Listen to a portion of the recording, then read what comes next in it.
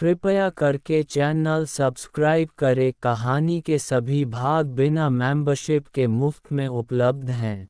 कहानी को मध्य से ना पढ़कर के शुरुआत से पढ़ें। जब ही आपको कहानी समझ में आएगी और समझ आएगी आगे कहानी के आने वाले भाग काफ़ी मज़ेदार हैं, तो आज ही पढ़ें द किंग्स क्राउन मुकुट। अब तक आपने पढ़ा कि राघव कृतिका से बात कर रहा होता है, लेकिन किसी आने की आहट सुनकर के वो वहां से चला जाता है। अब आगे राघव वहां से निकल के राजा को खोजने में लग जाता है। कृतिका को राघव नहीं मिलने पर वो वापस अपनी सखियों के पास आती हैं कि आपको आपके पिता के महल में बुलाया गया है। कृतिका अपनी सखियों के साथ अपने महल से पिता के महल की तरफ चल देती हैं। राजा रणबीर के महल में प्रवेश का रास्ता देखता हुआ राघव आगे बढ़े जा रहा था। उसे दुर्ग जैसा बहुत बड़ा महल नजर आ रहा था। महल सुंदर और विशाल था, वो पीछे छोड़ के आए सभी महलों में उत्कृष्ट था।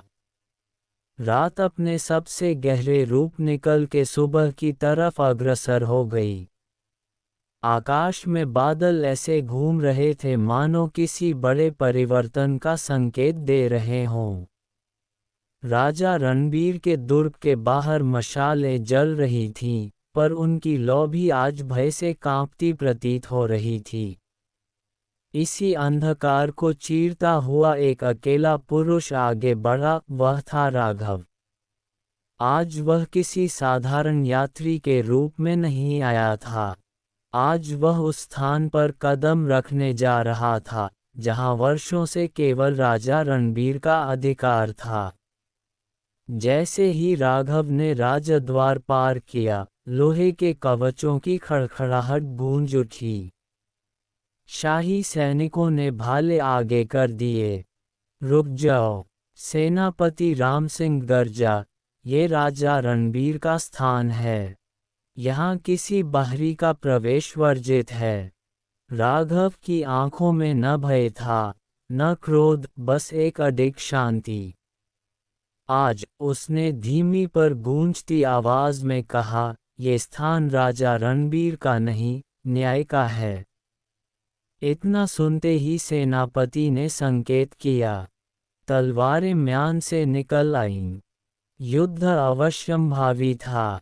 पहला सैनिक आगे बढ़ा, तलवार हवा को चीरती हुई राघव की गर्दन की ओर आई।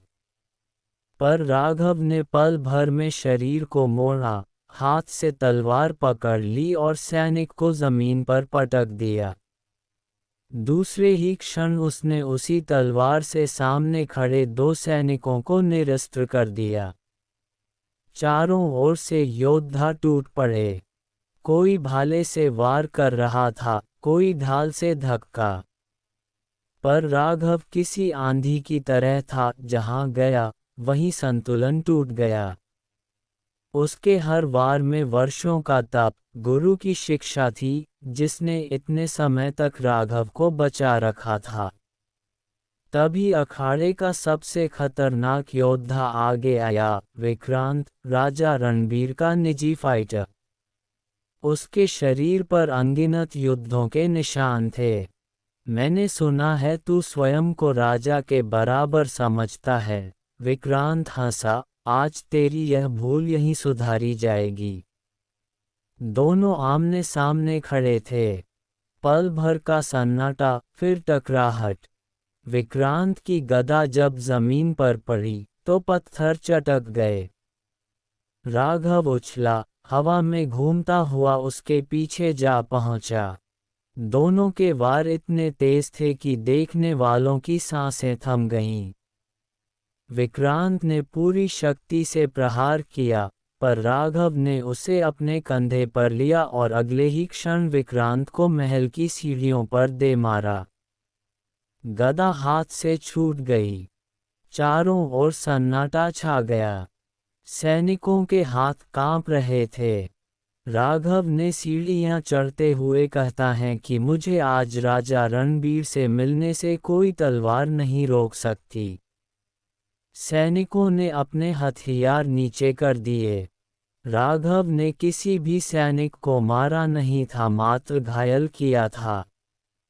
क्या राजा से मिल पाएगा राघव? क्या राजा से मिलने से पहले फिर से होगी कृतिका से मुलाकात?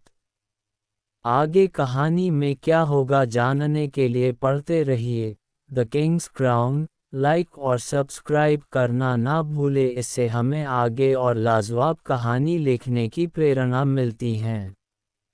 आप कहां से इस कहानी को सुन रहे हैं बताएं हमें कमेंट बॉक्स में, और कहानी को आगे शेयर भी करें। कमेंट बॉक्स में एक हाइप का ऑप्शन भी आता है, उसको भी क्लिक करें। सभी कहानियों को लाइक और शेयर करें।